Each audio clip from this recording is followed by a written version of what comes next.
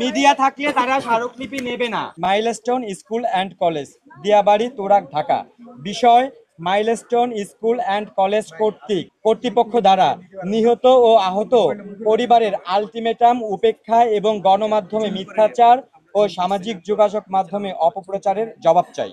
জনাব, গত 12ই আগস্ট রোজ মঙ্গলবার মাইলস্টোন ক্যাম্পাসে 21 জুলাই 2025 বিমান দুর্ঘটনায় নিহত ও আহত পরিবারের সদস্যরা একটি মানববন্ধনের আয়োজন করি। এতে আপনার প্রতিষ্ঠানের 2 জন শিক্ষককে অপসারণের 72 ঘন্টার আলটিমেটাম দেয়া হয়। নির্দিষ্ট সময় পেরিয়ে গেলেও দৃশ্যমান কোনো অগ্রগতি দেখা যায়নি। কেন কোনো পদক্ষেপ নেওয়া হয়নি জানতে চাই। এছাড়াও আপনার প্রতিষ্ঠান থেকে গণমাধ্যমে আমাদের মানববন্ধনের যৌক্তিক দাবির প্রতি একাত্মতা প্রকাশ করে বিবৃতি প্রদান করা হয়েছে। RICL TMX, যুগের পর যুগ স্থাপনা থাকে মজবুত। আপনারা আমাদের কোন কোন দফায় একাত্মতা প্রকাশ করেছেন তার লিখিত জবাব চাই। এছাড়াও আরও জানতে চাচ্ছি যে আপনার প্রতিষ্ঠানের কিছু শিক্ষক শিক্ষিকা ও কর্মকর্তা কর্মচারীগণ সামাজিক যোগাযোগ মাধ্যমে শহীদ ও আহত পরিবার সম্পর্কে অত্যন্ত কুরুচিপূর্ণ এবং মানহানিকর বক্তব্য দিচ্ছেন।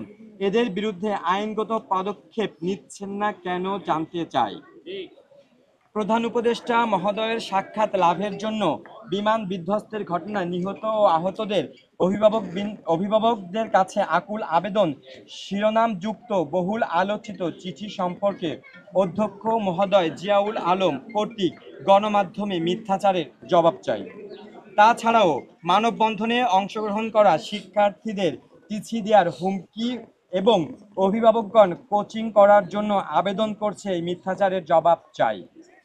অতএব আমরা চাই 72 ঘন্টার মধ্যে উল্লেখিত বিষয়সমূহ সম্পর্কে যথাযথ পদক্ষেপ গ্রহণ করবেন এবং এই স্মারকলিপির লিখিত আনুষ্ঠানিক জবাব প্রদান করবেন। মাইলস্টোন স্কুল অ্যান্ড কলেজে বিমান দুর্ঘটনায় আহত ও নিহত পরিবারের সদস্যরা আমরা যারা স্মারকলিপি দিচ্ছি, কিছু সংযুক্তি দিয়েছি আমরা। 9 দফার সংযুক্তি দিয়েছি। গণমাধ্যমে পাঠানো অগ্রহণযোগ্য বিবৃতি সংযুক্তি নিয়ে আসছি আমরা।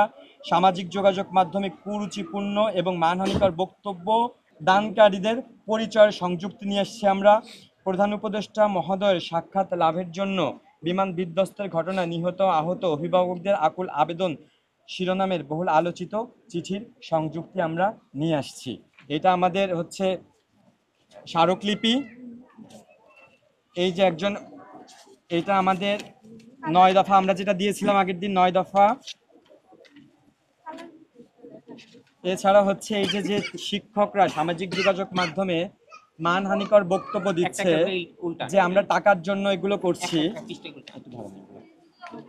যে আমরা টাকার জন্য নাকি আমরা কান্নাকাটি করতেছি, তারা এগুলো লিখতেছে আমাদের কাছে। মিডিয়া থাকলে তারা স্মারকলিপি নেবে না।